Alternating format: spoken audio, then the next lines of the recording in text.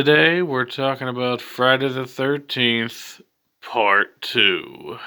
That's right, baby. Just like the first film, the sequel has a cast full of young characters who go to Camp Crystal Lake to try to be counselors, only to get viciously murdered one by one. Returning cast member in this film is Adrian King as Alice once again, and she pretty much gets killed off in the first 5 minutes of the movie, which is pretty unceremonious, but I guess thus is the way with horror antagonists. After finding Mrs. Voorhees' head in her fridge, Jason makes quick work of her. It is unfortunate to see our former protagonist taken out in such quick manner, but as I said earlier, thus is the case with horror franchises. Mrs. Voorhees isn't the killer this time around. Instead, our boy Jason Voorhees is seen in the franchise for the first time. Unfortunately, he doesn't wield his classic hockey mask, but he does have a sack on his head, some overalls, and a pickaxe to boot. The only other returning actress from the first film was Betsy Palmer as Mrs. Voorhees, and it's a welcome return to the series for her, but sadly we wouldn't see her again after this movie.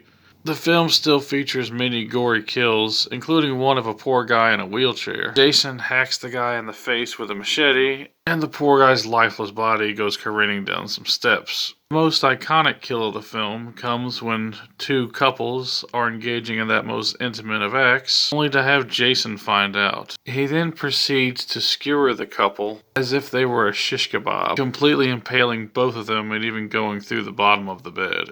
Jason, having survived the first film somehow, is actually living in the woods in a rundown shack. Inside the shack, he actually has several of his victims, including his mother's head, which he has made into a makeshift shrine of sorts. Despite this being his first film, this really does help add to the mystique of Jason and makes him a very interesting and mysterious slasher. For the first hour or so of the movie, Jason is pretty much hidden, and you only see feet shots and obscure glimpses of the character, often just before the kill. This really brings a level of mystery to the character, which was sadly missing in some of the later sequels. The cast this time around, while relatively likable like the first film, aren't quite as memorable, and half of them disappear in the final act, just to, I guess, lower the body count. Some of the characters are just there to look pretty, don't sue me, Disney. Others are there just to look handsome, but mostly they're there to die at the hands of Jason Voorhees. Our main lead in the film is Jenny, played by Amy Steele, and her boyfriend Paul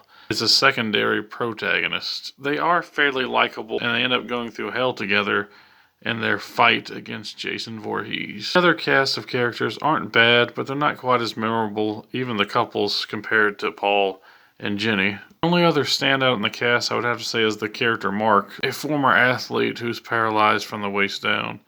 He's a likable character, and unfortunately he's in a bad situation, would not be able to walk, but you still find him endearing and entertaining as a character. Another character of note to return from the first film is Crazy Ralph, and unfortunately he gets taken out in gruesome fashion. Unfortunately, this is the last we see of poor Ralph due to this. Rest in peace, Ralph. You will be missed. All in all, Friday the 13th Part 2 is a solid film and a good continuation of the first. It does have somewhat nonsensical ending, which I won't ruin for those who haven't seen it, but if you want a really good slasher, I do recommend the sequel, and I think it's a very fun follow-up to the original. I appreciate you all for watching my video, and peace out.